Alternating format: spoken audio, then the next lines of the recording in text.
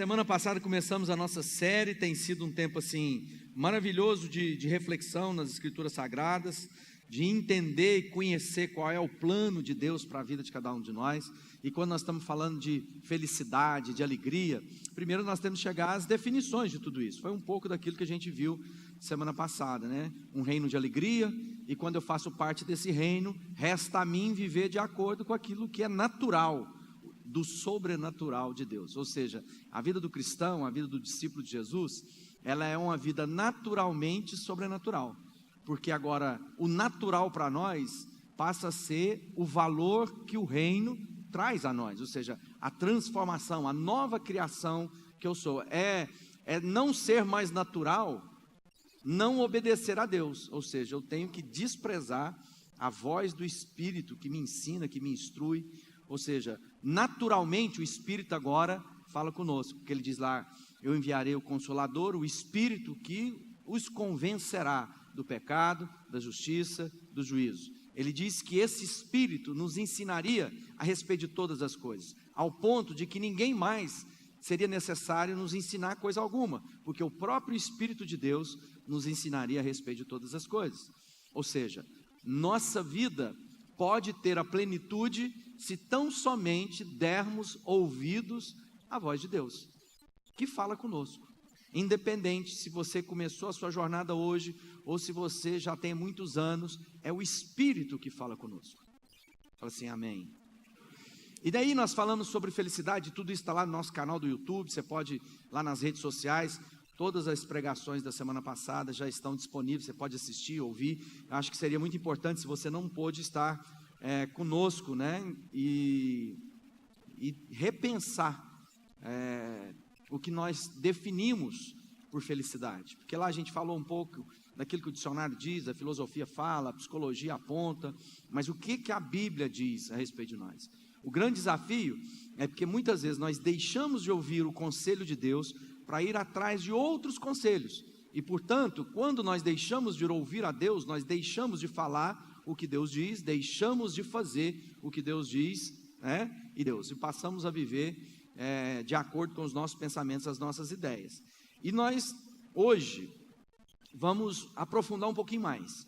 Nós vamos agora entender a característica, o caráter do feliz, do bem-aventurado, que é a palavra que usa nas versões mais antigas. Você for lá na sua Bíblia em Mateus, se você puder abrir sua Bíblia em Mateus capítulo 4, a gente vai percorrer vários textos dentro desse ambiente, até Mateus 5, e esse primeiro momento, quando Jesus começa a ensinar o fundamento daquilo que seria a implantação de um novo momento histórico, não mais aquele apontamento, que era feito pelos antigos, lá no Antigo Testamento, havia um apontamento, aquilo que seria, quando Deus faria a vinda do libertador, a vinda do Messias, todas as coisas vividas eram apontamento, eram ilustrações, figuras, mas agora não, nós estamos vendo aquilo que era prometido se cumprir, ou seja, o Cristo, o Messias, se faz gente e habita entre nós. E é interessante que na primeira jornada, a gente vai vendo em Mateus, e Mateus coloca isso de uma forma mais didática para a gente entender, não necessariamente de forma cronológica, mas a gente vai pegar o Evangelho de Mateus para compreender o valor do reino, o que ele diz a respeito do homem e da mulher bem-aventuradas, e vamos percorrer uma coisa. A primeira coisa que a gente vai ver lá em Mateus 4, verso 8 em diante, você vai perceber que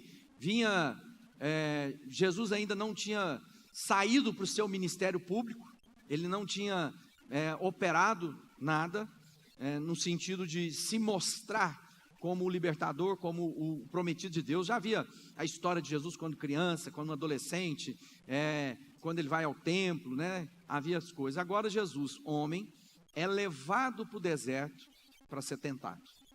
E ali começa o desafio que todos nós enfrentamos. Porque quando a gente vai compreendendo a questão da felicidade, a arma utilizada por Satanás é a mesma que ele usou contra Jesus. E que muitas vezes, por não nos atentarmos para isso, nós enveredamos pelos caminhos que ele tem, como proposta. No capítulo 4, verso 8, ele diz assim: levou ainda o diabo a um monte alto, mostrou-lhe todos os reinos do mundo e a glória deles, e disse: tudo isso te darei, se prostrado me adorares. Bom, semana passada a gente falou um pouco sobre felicidade, e muitas vezes na nossa vida, imaginando que a felicidade está nas coisas que somos capazes de ter ou desfrutar. Ou seja, eu vou ser feliz se eu alcançar todo objetivo.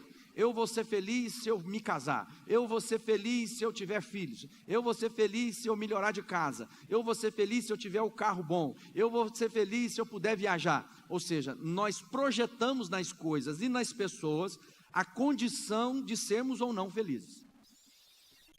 E o diabo sabe muito bem disso, que essas coisas nos atraem de tal forma que elas se tornam ídolos e se tornam deuses na nossa vida. E todas as vezes que eu enveredo, todas as vezes que eu caminho nessa direção, mais distante do propósito e da realização em Deus, eu fico. E o diabo, quando vai tratar com Jesus, ele começa: olha, se você é mesmo filho de Deus, torna essas pedras em pães. Olha, se você é o filho de Deus, sobe nesse monte e salte. Ó, se você prostrado me adorar, eu vou te dar tudo. E ele mostrou o quê? Todos os reinos da terra. Quem crê que Jesus era capaz de transformar a pedra em pão? Quem crê que Jesus era capaz de saltar da montanha e não esborrachar lá embaixo? Afinal de contas, ele já tinha mais para frente mostra ele quebrando a lei da física, andando sobre as águas.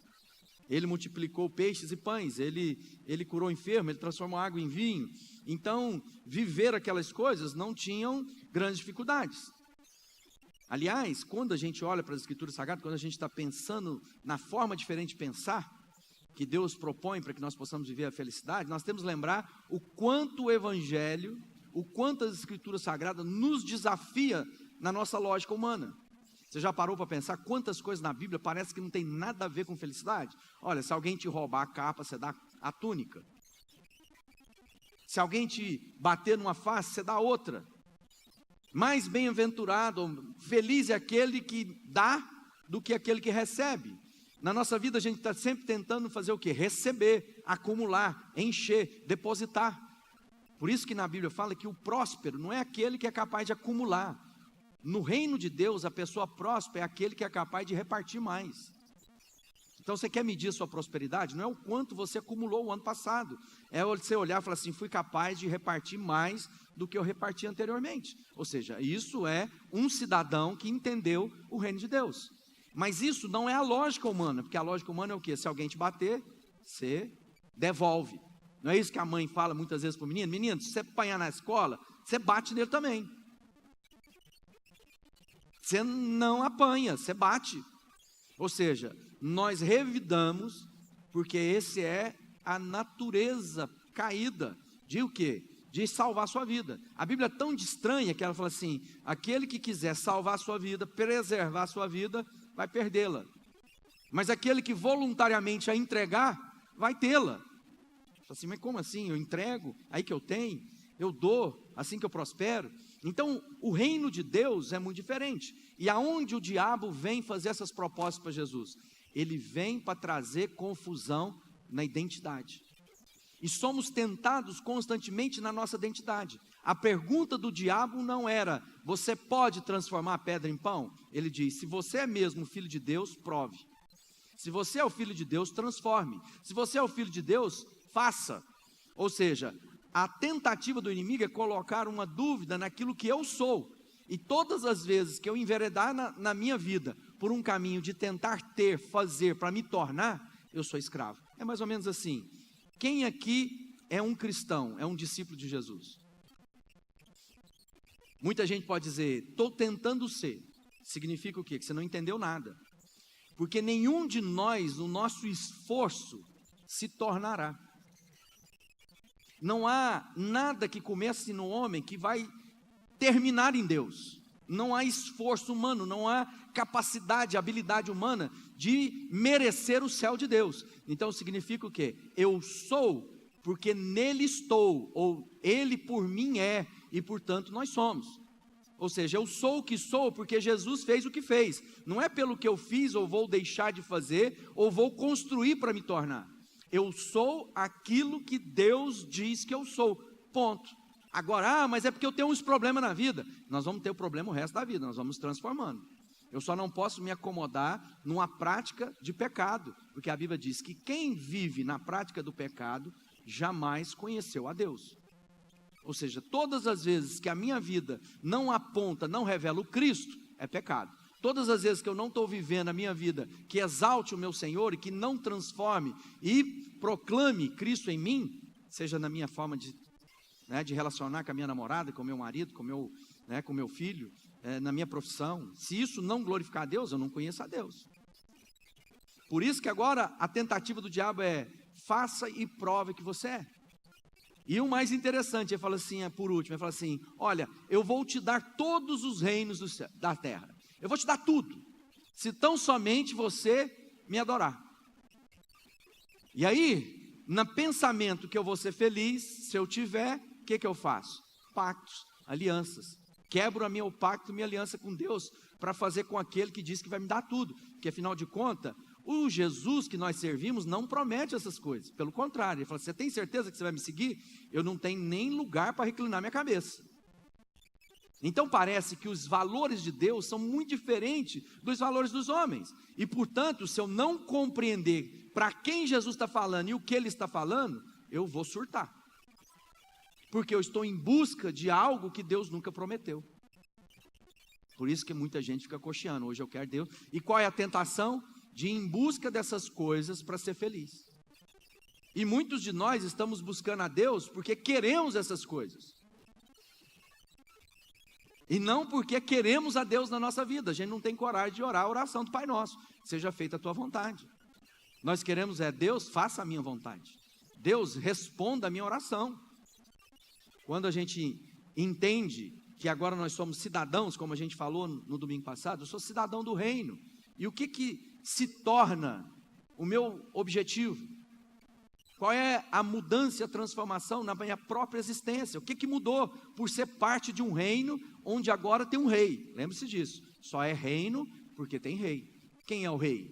Não sou eu mais, não é o dinheiro sobre a minha vida, não são as coisas, o rei é Jesus, e portanto a Jesus cabe a mim dizer o quê? Sim, Senhor, obedecer. Quando a gente olha em Mateus no capítulo 4, verso 17, ele vai para o deserto, o diabo tenta para que a identidade dele seja corrompida, por isso tem muita gente confusa na sua identidade, pensando assim, será que eu sou o que eu apareço ser realmente, ou o que eu estou tentando ser? Eu não estou alegria, eu tenho vontades estranhas à minha própria identidade, à minha natureza, e eu penso, não, então é isso mesmo, é porque eu nasci errado. Deixa Deus dizer para você, Deus não te fez errado. Deus não ia falhar com você. Eu preciso compreender que a plenitude de felicidade está na minha identidade como Deus o criou.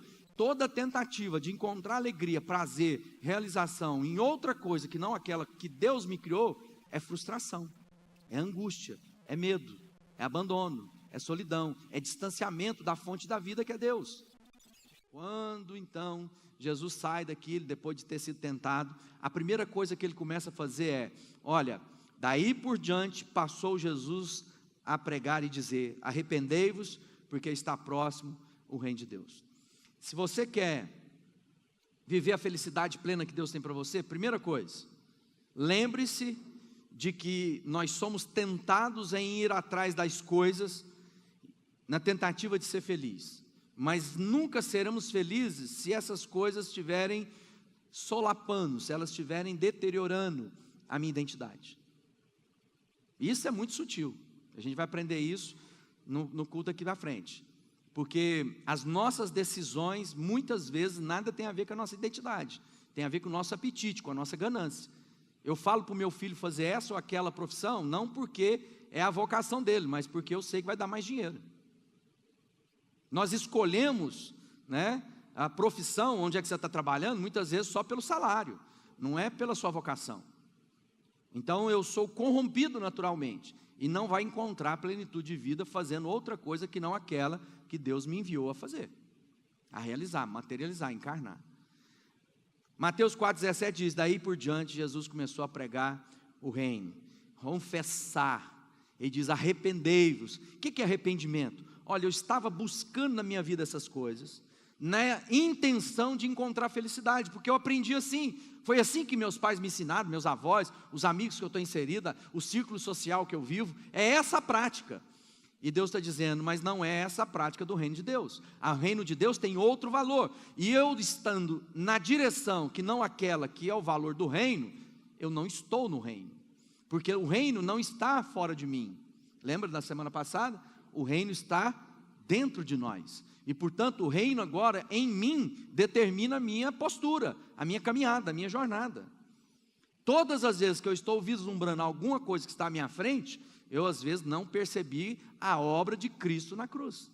Então não há transformação. A pessoa fala assim, uma peleja, estou tentando, e aquela coisa, opa, para e pensa, se de fato você entendeu o conceito da cruz, que eu fui crucificado. Porque deixa eu dizer uma coisa para você, você vai aprender, e nós vamos meditar agora, que todas as coisas na nossa vida vai tratar de dependência ou independência de Deus. Todas as vezes que na minha vida eu caminhar na direção de mim mesmo, onde eu sou independente das pessoas e do próprio Criador, nada tem a ver com o reino, e portanto essa felicidade que eu imagino que a minha independência dá, vai produzir angústia, medo e morte. Mas todas as vezes que eu olho na perspectiva de Deus, que parece ser sempre muito diferente daquilo, ao ponto de falar assim, meu mundo virou de cabeça para baixo, porque agora eu percebi que o que eu fazia não é o caminho que Deus tem para mim. Então ele está dizendo, se você não se arrepender do seu caminho de independência, você nunca vai poder aprender sobre o reino de Deus. Por isso que esse ensinamento que Jesus traz para nós, não é para as pessoas que não conhecem a Deus. Quando ele está falando do reino, ele está falando para o cidadão do reino. E tentar inculcar uma pessoa que não é parte disso, é loucura. Não tem sentido. Você está falando para mim que eu, no aperto que eu estou, ainda tenho que ser fiel nos meus dias, na minha oferta? É o que o reino de Deus ensina. Mas a gente precisa falar sobre isso, é o que o reino de Deus ensina. Você está falando para mim que eu vou ter que tirar um agasalho do meu guarda-roupa e trazer para doar? Eu só tenho 2. Mas é o que o reino diz. Você está dizendo que eu vou ter que amar meu inimigo? É o que o reino diz. Esse é o caráter do homem e da mulher desse reino. Não há outra coisa a fazer que não seja o que o reino faz. Por isso que ele está dizendo, arrependa, que o seu caminho não é um caminho que vai levar à vida eterna. Aí ele diz, aos seus discípulos, ele fala assim, Jesus, Mateus 4,19, disse, venham comigo que ensinarei a vocês a pescar gente. Eles largaram logo as redes e foram com Jesus. O objetivo de Jesus sempre foi e sempre será as pessoas. Então na minha vida, a primeira palavra que Jesus diz quando ele sai para começar o seu ministério público é, arrependam-se. Porque no meu reino você não entra pensando como você pensava. E arrependimento é mudar a maneira de pensar. Na sequência ele diz, só tem um objetivo na sua vida, alcançar pessoas. Se a sua vida não está alcançando pessoas, você pode ser advogado, cortador de grama, árbitro de futebol, qualquer coisa na sua profissão. Mas se isso não reverter em alcançar outras vidas, não é frutificação.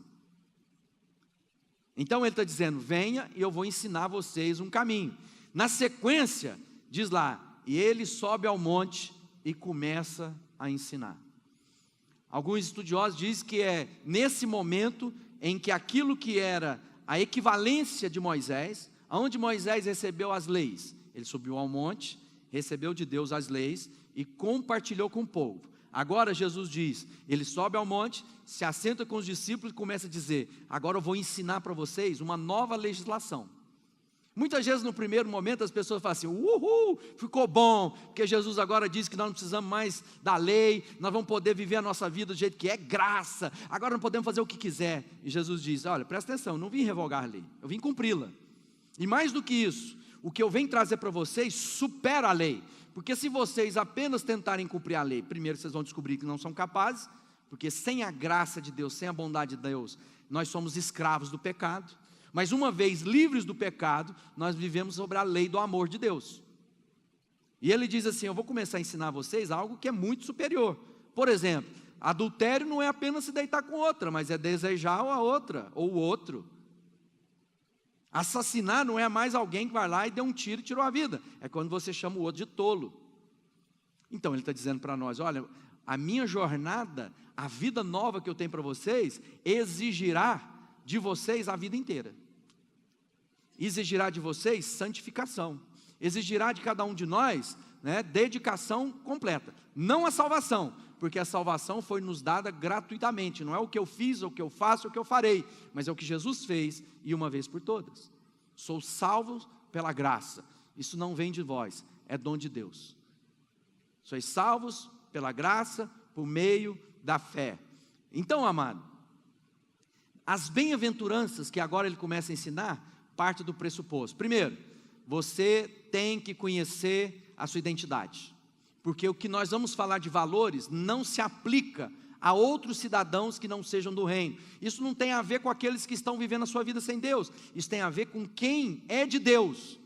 E mais, essa legislação não tem aquilo que para dizer, se eu fizer isso eu vou me tornar. Não, agora como sendo parte pela obra de Cristo, que me incluiu no seu reino, é assim que eu vivo. Então o feliz não é aquele que faz essas coisas, mas quem faz essas coisas são os felizes de Deus. Ou seja, eu vou conhecer que a minha vida se expressa de forma prática, porque a minha identidade foi descoberta em Deus. Ou seja, eu sou em Deus. Eu não apenas quero chegar-me a Deus, mas Deus já chegou a mim. É o Cordeiro de Deus que veio até nós. Não é aquilo que eu sou capaz de fazer por Ele. Quando eu entendo isso, amado, há paz no coração. Não se trata do que eu faço para me tornar, mas daquilo que Jesus fez que me tornou. E aí agora nós começamos nas características do feliz. Essa versão que eu usei aqui é a versão Nova Tradução da Linguagem de hoje, mas há outras versões, elas falam bem-aventurados. Bem-aventurados. Mas na versão Nova Tradução de Linguagem de hoje fala feliz. E aí acompanhe comigo no Mateus, no capítulo 5, verso 1. Diz assim: quando Jesus viu aquelas multidões, subiu ao monte, sentou-se. Os seus discípulos chegaram perto dele, e ele começou a ensiná-los. Jesus disse: felizes as pessoas que sabem que são espiritualmente pobres, pois o reino dos céus é dela. Verso 4, felizes as pessoas que choram, porque Deus as consolará. Felizes as pessoas humildes, pois receberão de Deus o que Deus tem prometido. Felizes as pessoas que têm fome e sede de fazer a vontade de Deus, pois Ele as deixará completamente satisfeitas. Verso 7, felizes as pessoas que têm misericórdia dos outros, pois Deus terá misericórdia delas. Felizes as pessoas que têm coração puro, pois elas verão a Deus. Felizes as pessoas que trabalham pela paz, pois Deus as tratará como seus filhos. Felizes as pessoas que sofrem perseguições por fazerem a vontade de Deus, pois o reino dos céus é delas. Verso 11, felizes são vocês quando os insultam, perseguem e dizendo, presta atenção que isso aqui é importante, dizendo todo tipo de calúnia contra vocês, por serem meus seguidores. Fiquem alegres e felizes, pois grande a recompensa está guardada no céu para vocês, porque como assim perseguiram os profetas que vieram antes de vocês. Nós estamos vendo o quê? Agora, Jesus está dizendo, olha, presta atenção, que agora é a legislação nova, e você vai ler todo o sermão, que foi conhecido como Sermão da Montanha, o Sermão do Monte, Jesus estabelecendo os valores do reino de Deus. Depois você investe na leitura disso lá em Mateus. Durante essa semana você lê Mateus 4, 5, 6, 7, você vai ver que é uma maravilha de tratado do novo reino, do novo rei, da nova legislação que é implementado para nós. E ele começa dizendo, felizes as pessoas que são espiritualmente pobres. Aqui tem um problema, porque várias vezes na nossa vida nós imaginamos que as pessoas que são espiritualmente pobres são aquelas que não merecem a nossa atenção, quanto mais de Deus. Você já ouviu falar para alguém assim, essa pessoa é pobre de espírito? A força da linguagem está dizendo o quê? Essa pessoa é espírito de porco. Mas o pobre de espírito, e algumas versões mais tradicionais dizem assim, os que são miseráveis de espírito, e a pobreza não está apenas de não ter, mas dever tudo. Não é apenas eu não ter, mas também dever. Ele está dizendo, bem-aventurado o pobre de espírito. Por quê? Porque dele é o reino dos céus. O que ele está dizendo? O pobre de espírito é aquele que reconhece a sua impossibilidade de alcançar o céu pelo seu próprio esforço. É o Paulo que diz lá, fala assim, quão miserável homem que sou, porque o bem que eu sei que eu quero fazer, eu acabo não fazendo, mas o mal que eu não queria, esse eu faço. Ele está dizendo que é uma luta dentro de mim, e eu já percebi que por mais que eu seja focado, objetivado, ninguém mais objetivado, mais focado, pragmático que Paulo, né? Eu me disciplino, eu me desvencilho das coisas que me embaraçam, eu olho, eu prossigo, e ele diz, quão miserável eu sou.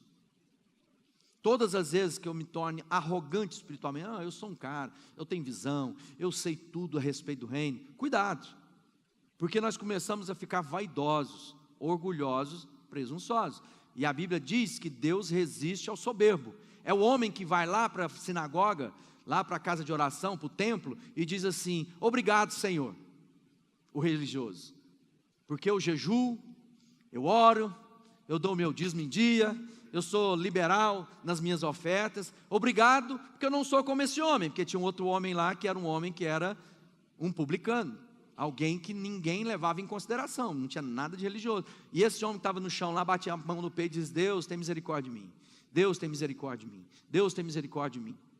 Muitas vezes nós vamos começando a ficar presunçosos, porque um pouquinho que a gente melhora, a gente já começa a achar que é melhor que as pessoas, e Deus diz que nós que pensamos somos vaidosos, não é expressão de gente feliz.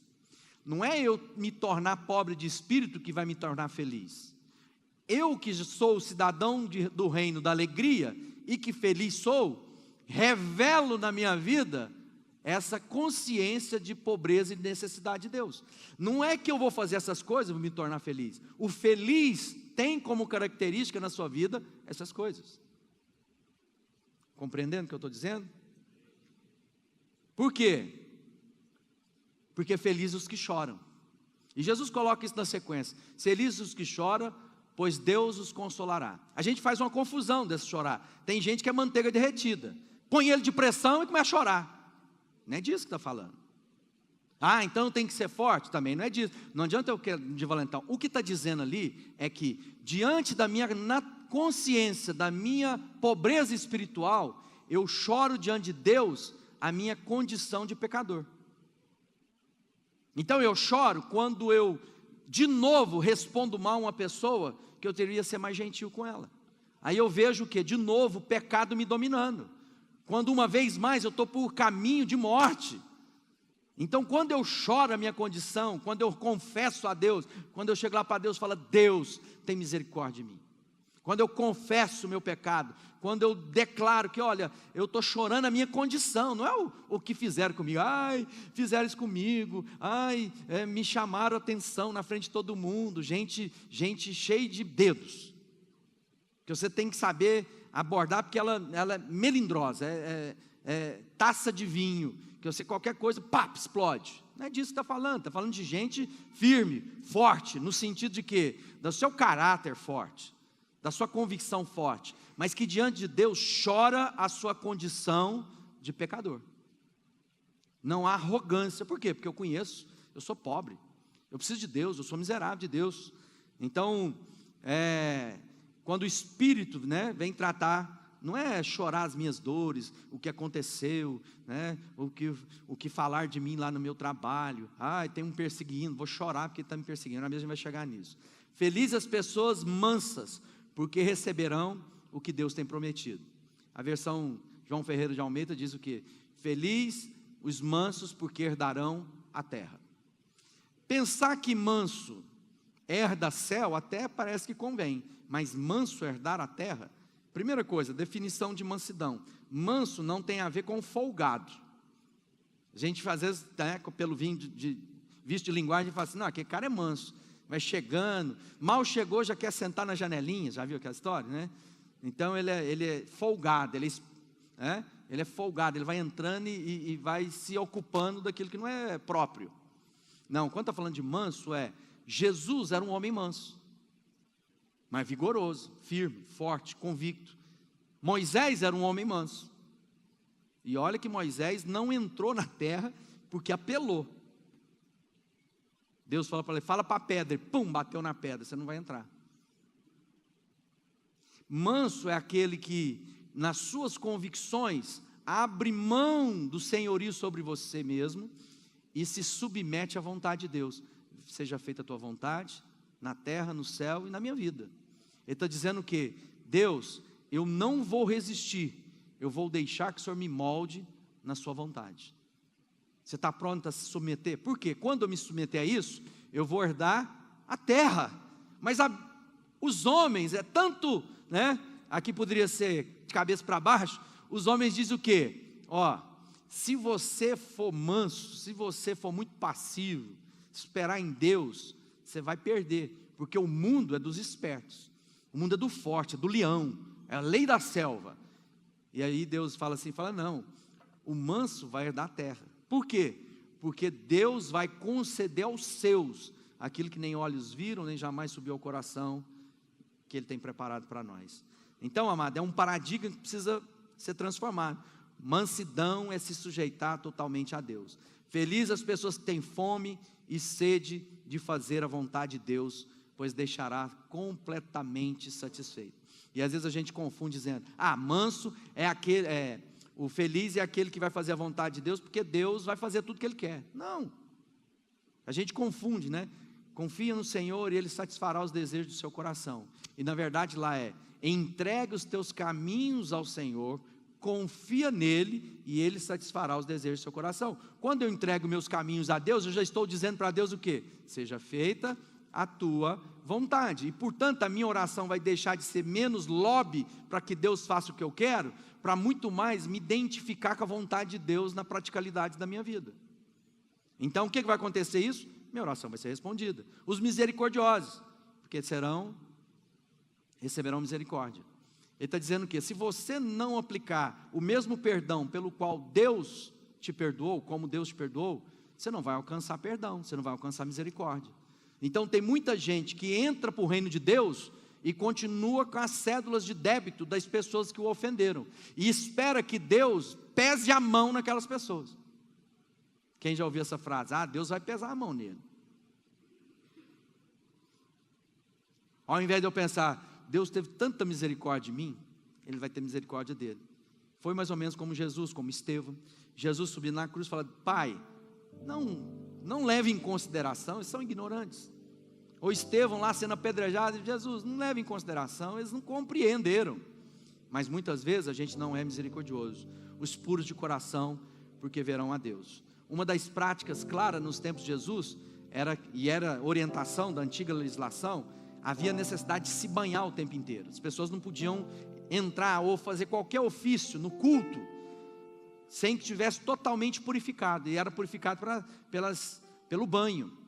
Lá na transformação de água para vinho, quando Jesus fala assim, traga as vasilhas de água, eram tonéis onde os religiosos tomavam banho, eram banheiras, entravam, faziam banhos cerimoniais. E agora Jesus está dizendo, está vendo que Ele ampliou? Não adianta você limpar por fora, você precisa limpar seu coração, porque Deus não fica impressionado pela nossa carinha, nossa roupinha evangélica. Deus olha e olha o coração. Então talvez eu esteja fazendo a coisa certa com o coração errado, e Deus não vai conceder aquilo que Ele daria para nós. Nós não vamos ver a mão de Deus e a bondade de Deus. Os que trabalham pela paz, os pacificadores. Pacificador não é alguém que é pacifista, que fica tentando evitar as guerras, é parte disso, mas é no meio dos conflitos ser agente de paz, seja das coisas mais simples, na família, na casa, gente que tem a palavra branda, que desvia o furor, gente que é conciliador, pessoas que revelam a graça, a bondade de Deus, que conecta as pessoas. Essa é uma característica do homem feliz, da mulher feliz, que compreendeu o reino de Deus na sua vida. Essas provações são para mostrar que a fé de vocês têm é verdadeira, pois até o ouro que pode ser destruído é provado pelo fogo. Da mesma maneira, a fé de vocês vale muito mais do que ouro e precisa ser provada para que continue firmes. A aprovação na nossa caminhada, há uma característica do homem e da mulher que segue a Deus, porque são perseguidos. É interessante, né? Poxa, uma pessoa que é mansa, uma pessoa que é humilde, uma pessoa que serve o outro, agora o povo está perseguindo eles, mas parece que ele está fazendo tudo certo, Deus não está vendo. Aí Jesus diz, olha, bem-aventurado quando te perseguir. Mas é interessante, tem muito crente falando assim, o povo está me perseguindo, porque estão falando mal de mim. Claro, você é sem vergonha, você dá calote nos outros, você trai sua mulher, você é bandido, você é adúltera, você é mentirosa, você é fofoqueira. Então isso, ninguém está mentindo para falar de você, as pessoas estão falando quem você é. O que Jesus está dizendo é, quando mentirem a respeito de vós por causa da sua fé. Ou seja, quando lá no meu escritório começar a me perseguir, que eu saí do esquema. Quando lá na turma da juventude, eles não quiserem me chamar para ir para o rancho, não quiserem me levar para a festa, porque sabe que eu não vou entrar na bagunça. Começou a mudar. E ele está dizendo, então você está revelando que você é feliz. Por quê? Porque você não está se corrompendo com os valores desse mundo. Eu me lembro de uma viagem que a gente fez, nós estávamos numa equipe de jovens, lá nos Estados Unidos, e era a equipe do Tribal Generation, e ali tinha um rapaz da Indonésia. Esse rapaz da Indonésia recebeu a notícia quando a gente estava lá, de que tinha havido uma perseguição muito profunda naqueles dias, contra os irmãos lá na igreja dele, em Jakarta. Jakarta é a capital da Indonésia, eles tinham uma igreja muito grande, mas a Indonésia é o maior país muçulmano do mundo, e a perseguição aos cristãos são muito intensas. Não havia ninguém naquela igreja que não tinha perdido o emprego, perdido um dedo, uma mão, gente que foi assassinada por causa da sua fé. E naquele instante, quando ele recebeu a notícia, nós paramos e falamos, vamos orar para que Deus cesse a perseguição. E ele diz, nós não queremos que cesse a perseguição. E ninguém entendeu nada, mas como assim? Você está achando bom do povo querendo matar? Ele falou assim, porque lá na minha cidade, lá no meu povo, ninguém brinca de ser crente. Não tem vantagem nenhuma dizer para as pessoas que são crentes. Pelo contrário, se eu confessar que sou crente, às vezes meu pai vai me botar para fora de casa, eu vou perder meu trabalho, porque o meu chefe vai me perseguir pela minha fé. Talvez eu vou ser espancado na rua por um grupo que me encontra e descobre que eu sou cristão. Então naquela cidade, e a igreja dele é uma igreja de 10 mil membros, ele dizia, olha, ninguém brinca de ser crente. Não é gente que vem para o culto e sai daqui com amante para ir para o motel. Não é gente que vem para o culto e na semana está vendo como vai passar a perna para vender o carro com o motor estragado. Não é gente que vem para o culto e continua, infiel a Deus. Por quê, amado? Porque lá naquele lugar, quem serve a Deus toma pedrada na rua. E eu não vou dizer se eu de fato não for de Deus, se eu não entender que faz parte da minha fé ser perseguido. No nosso país ainda não temos isso de forma muito explícita, já tivemos. Quando a igreja cristã protestante começou a crescer no Brasil, os protestantes não podiam enterrar os seus mortos nem no cemitério dos católicos. Muitos cemitérios que foram colocados no Brasil 50 anos atrás é porque os crentes não podiam enterrar, porque quem cuidava do cemitério eram os padres, não deixava. Hoje não, hoje todo mundo vem para a igreja e se diz evangélico, se diz cristão, mas a sua vida não condiz com o reino de Deus. Então, amado, de Deus não se zomba.